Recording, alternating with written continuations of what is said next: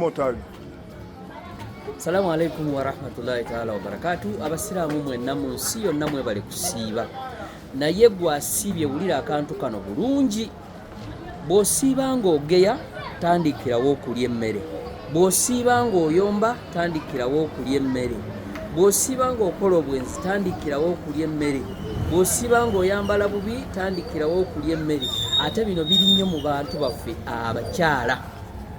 So omuntu omusibye okusiiba kitegeeza kwewala ebintu ebyo byonna, kugeya, kuyomba, kusooza bwenzi. Kati kyoyo yenna omwesalirako ddala, oba mu bulungi oba mu bubi. Guno omwezi gwa mikisa, gwa kugaba, gwa kisa.